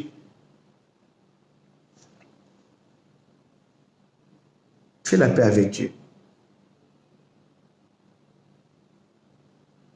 2 Corinthiens 5:20 dit que nous faisons donc fonction d'ambassadeurs pour Christ, comme si Dieu exhortait par nous. Nous vous en supplions au nom de Christ. Soyez réconciliés avec Dieu. Soyez réconciliés avec Dieu. C'est maintenant. Pour ne pas rater l'enlèvement. Pour être capable d'écouter le son de la trompette. Les autres morts qui n'écouteront pas le son de la trompette vont rester. Ils vont rester.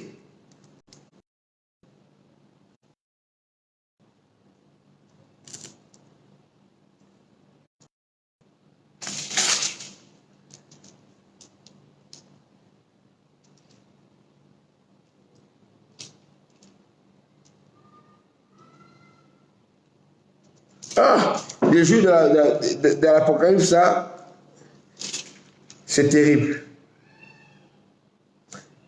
J'ai hâte le moment où je vais entrer dans l'explication des actes qui vont se passer dans l'Apocalypse pendant la grande tribulation et comment Jésus va mettre fin à cela et les événements qu'il y aura au ciel pendant ce moment-là et le retour de Jésus-Christ. Quand il reviendra maintenant sur la terre. Tu dois savoir.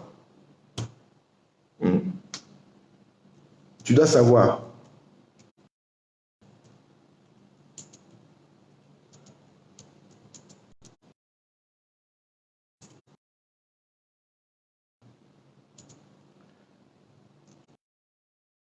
Lisez ce verset avec moi.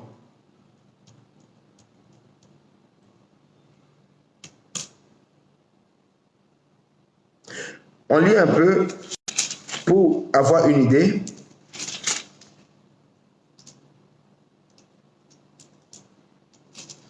À l'entrée du millénium, donc quand Jésus-Christ va nous enlever, nous partons avec lui pendant 7 ans. Ici, la terre, ce sera Chimbondation, comme on dit, ce sera un grand désordre. Nous, on ne sera plus là.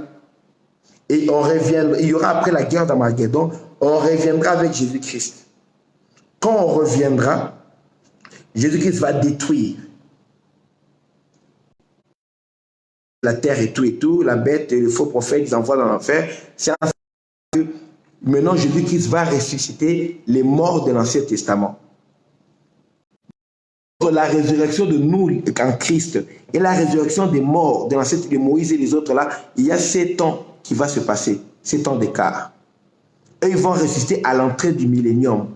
Quand Jésus va venir régner à Jérusalem pendant 1000 ans, c'est à ce moment-là que les Anciens Testaments vont ressusciter. Lisons un peu ça plus clairement.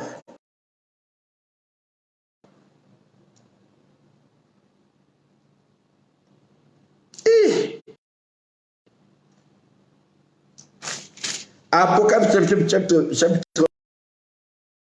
On lit à partir du verset 6. Le verset 6, mais on peut lire à partir du verset 1er. Apocalypse 20, chapitre 1, jusqu'au verset. Et Apocalypse chapitre 1 jusqu'au verset 6, même le verset 7. Apocalypse 20, 1 à 7. Mettons 1 à 7.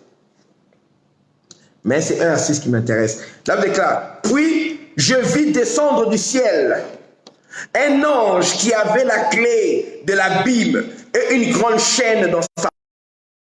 Il saisit le dragon, le serpent ancien, qui est le diable et Satan, et il le lia pour 1000 ans.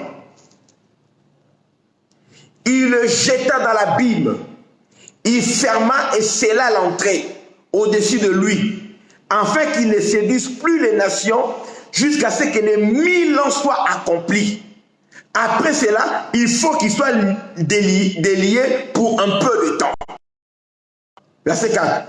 Et je vis des trônes, et ceux qui s'y assirent furent, et je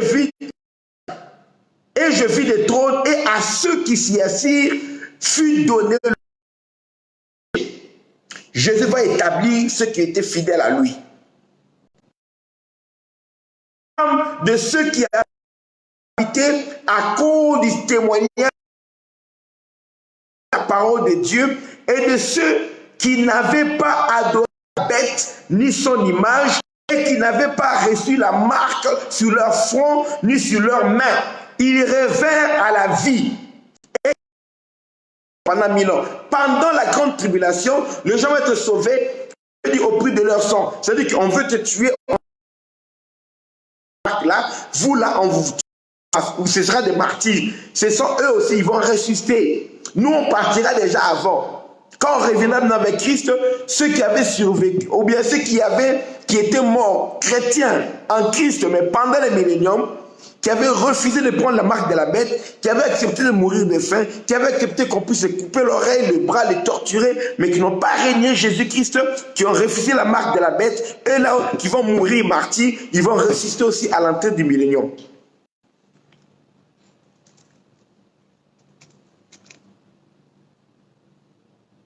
Il régna avec Christ pendant 1000 ans, verset 5. Les autres morts ne révèrent point la vie jusqu'à ce que les 1000 ans soient accomplis. Première résurrection. La première résurrection est en deux parties aussi. La première partie de la première résurrection, c'est l'enlèvement de l'Église, où les morts en Christ ressuscitent, nous sommes changés, nous partons.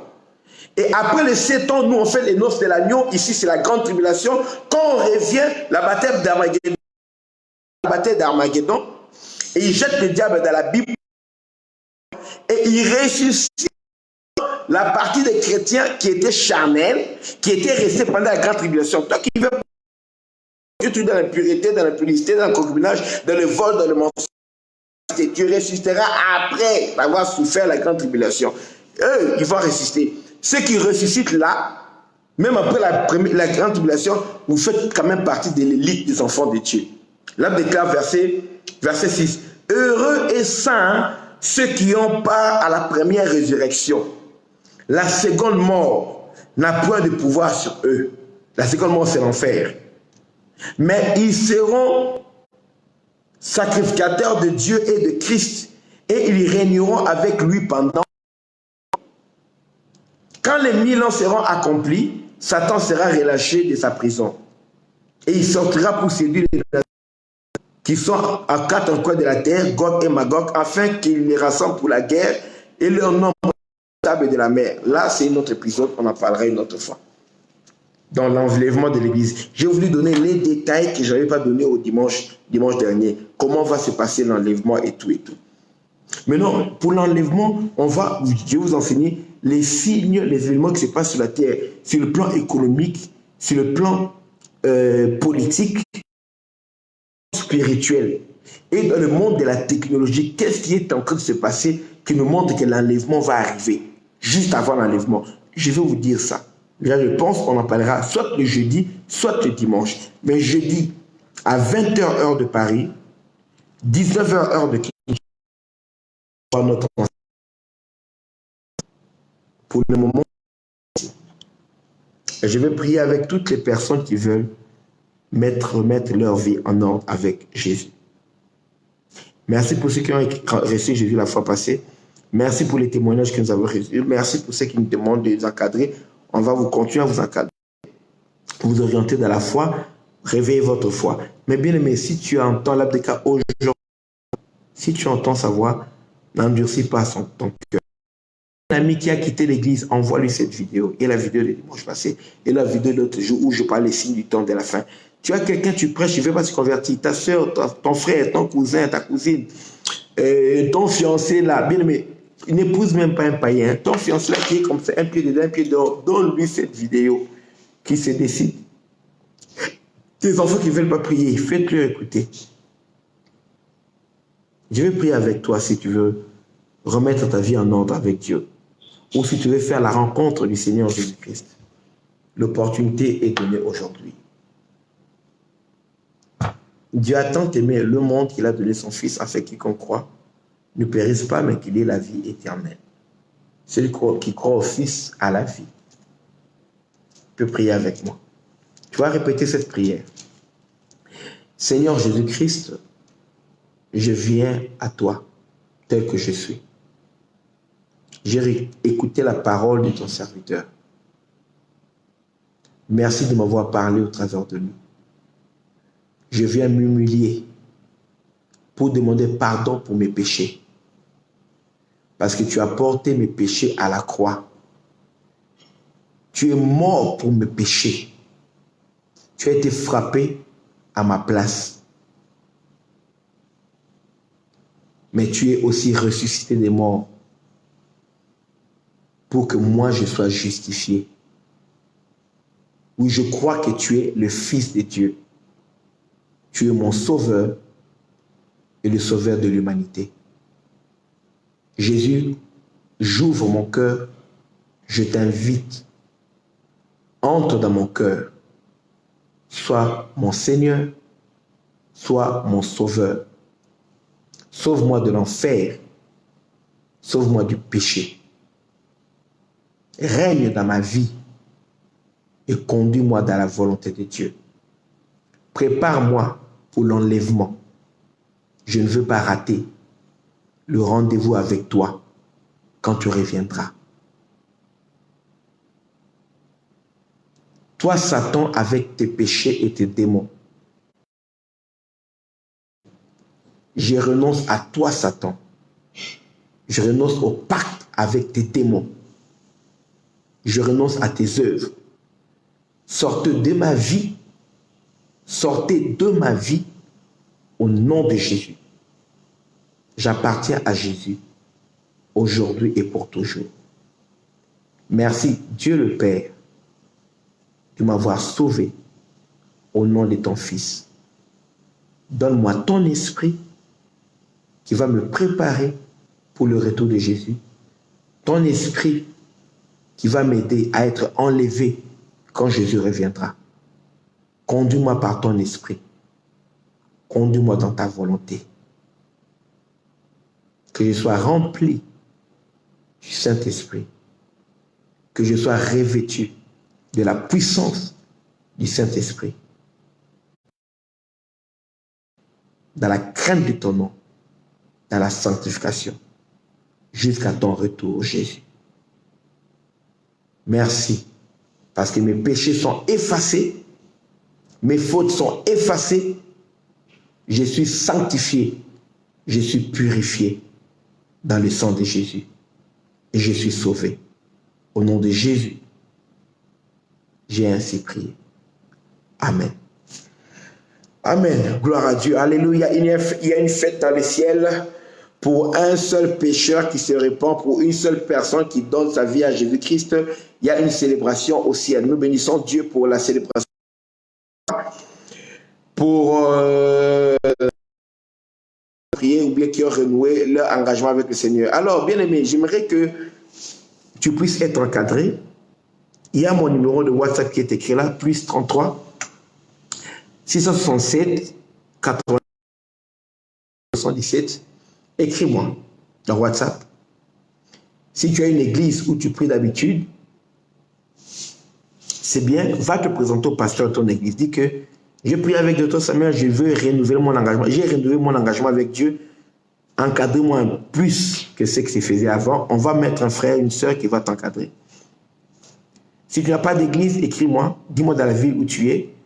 Je peux t'orienter pour que tu puisses prier dans une église locale qui va t'aider à croître. Quand un enfant est né, il est déjà vivant. Mais on soigne l'enfant pour sa croissance. Tu étais évangéliste avant, tu es tombé dans la vie du péché. Tu as besoin d'être au niveau encadré. On doit t'aider. Et je peux parler avec toi, je peux prier avec toi. Dans la confidentialité, t'aider à avancer. Et si ce qui te concerne nécessite à ce que tu parles à un homme de Dieu en présence dans la vie que tu es, je peux t'orienter. Tu peux parler à un homme de Dieu pour qu'on parle avec toi, qu'on prie avec toi. Certains péchés ouvrent des portes aux démons et ça. Quand Dieu te pardonne, c'est Dieu qui te pardonne. Mais ça n'enlève pas le lien des démons qui entrent dans la vie de certaines personnes à cause du péché. Le péché, c'est Dieu qui tient le compte. Mais les démons qui entrent dans ta vie, ils ne sortent pas parce que tu as confessé le péché. On doit prier pour toi. C'est pourquoi Jésus avait donné le pouvoir à ses serviteurs et à ses croyants de chasser les démons. Il a dit, voici les miracles qui accompagneront ceux qui auront cru en mon nom, ils chasseront les démons. Il n'a pas dit que lui, il chassera, non. Il a donné le pouvoir aux hommes. Parce que ce sont les hommes qui traitent avec les personnes qui sont retournées dans le monde, ou bien qui sont restés païens longtemps, ou bien qui sont retombés dans le péché, ont besoin de prières de délivrance. Sinon, le démon là va te faire retourner encore dans le monde. Voilà. Alors, on va t'aider à avancer. Et je pourrais aussi t'intégrer dans le groupe, un des groupes où j'encadre les gens pour les enseignements bibliques, pour les fortifier de la foi, pour les orienter dans la vie spirituelle, dans la vie de prière, et pour faire d'eux des personnes influentes sur la terre pour répandre le royaume de Jésus-Christ. Moi, c'est Dr Samuel Wabantou. pasteur des églises La Maison du Roi Santé Chrétien. L'église principale est de la région parisienne. Nous sommes en période de confinement, mais nous avons nos réunions ici sur Facebook. Et bientôt, je vous demande à tous, vous tous qui êtes mes amis ici sur ma page Samuel El Robantou, allez tous aimer ma page officielle. Je vais arrêter les vidéos ici. Toutes les vidéos pendant la période de confinement se feront sur ma page. C'est Révérend Samuel El Robantou. C'est bien le même nom, mais tu as justement Révérend devant. Et ça, c'est la page. Ça, c'est le compte Facebook normal, mais je vais commencer à partager les enseignements de Dieu au travers de la page parce que sur la page, il n'y a que la parole, que la parole, que la parole. Allez cliquer, aimez la page. À d'autres personnes, j'ai envoyé les liens hier, aimez la page. Il y aura maintenant des vidéos qui seront rien que des lives que sur la page. De deux, certains directs se feront sur Facebook, sur YouTube. YouTube, sur mon compte YouTube, allez sur Samuel Wabantou dans YouTube. Aimez la chaîne de télévision YouTube que j'ai, Samuel Wabantou. Aimez cela. On va commencer à ajouter comme ça. Dès qu'il y a une nouvelle vidéo, tu auras une notification qui te fera signe qu'il y a une vidéo qui est mise en ligne là-bas. C'est plus stable et ce sera mieux. Et on pourra partager les liens sur ma page Révérend Samuel. Je ne vais plus commencer à publier. Et même les paroles de sagesse que je publie tous les jours, je vais commencer à les publier sur la page. Ça sera mieux. On repartagera ici, mais ça sera publié en priorité sur la page directement. Que Dieu vous bénisse abondamment. Priez pour moi, pour le travail que nous faisons. Que Dieu nous assiste. Nous continuerons à prier pour vous. Le numéro de téléphone est là. Si vous voulez soutenir le travail, le ministère que nous faisons d'une manière ou d'une autre, faire partie de notre groupe d'intercession qui prie pour nous, qui prie pour mon ministère, écrivez-moi sur WhatsApp. Je vais vous répondre personnellement. C'est moi-même qui ai ce numéro en main. Et je pourrai bien sûr parler avec vous, communiquer, participer pour que vous soyez efficace et utile dans le royaume de Dieu. Satan sait utiliser ses enfants. Dieu aussi veut utiliser les gens pour lui. Soyez bénis abondamment. Je salue ma fille Jennifer Lerandi qui nous suit à partir de la Martinique. Que le Seigneur vous bénisse. Oui, Muriel Max, c'est le Seigneur qui fait. Allez, nous nous retrouvons donc le jeudi pour notre enseignement. Vous connaissez l'heure maintenant, ce sera 20h heure de Paris, ce sera 19h heure de Kinshasa ici. Ce sera quelle heure à Abidjan? Ce sera aussi 19h, même heure à Abidjan, je ne sais pas. Voilà, soyez bénis abondamment, donc on se retrouve le jeudi. Priez pour nous pendant que je prie également pour vous. Soyez bénis. C'est votre ami le docteur Samuel El Wabantou, docteur Faveur. Soyez bénis. Comment on fait pour arrêter la vidéo ici? Cette forme de... Ok. J'ai tourné la vidéo de la manière dont je n'ai pas l'habitude de tourner. Je vais tourner this way. How can I do it?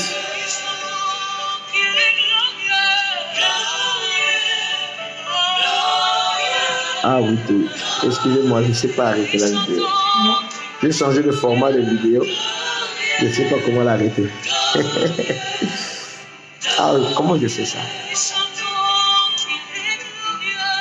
Appréciez la chanson. Pendant que je me bats pour arrêter la vidéo. Je ne peux pas faire ici quand même. Bon, on reprend encore là. Mon Dieu. J'espère que je ne vais pas perdre la vidéo. Hein. Ah, j'ai vu. Terminé, c'est ici. Il y avait un truc, une bulle de conversion qui cachait là où on pouvait terminer. Je termine ici. Voilà, c'est facile comme d'habitude.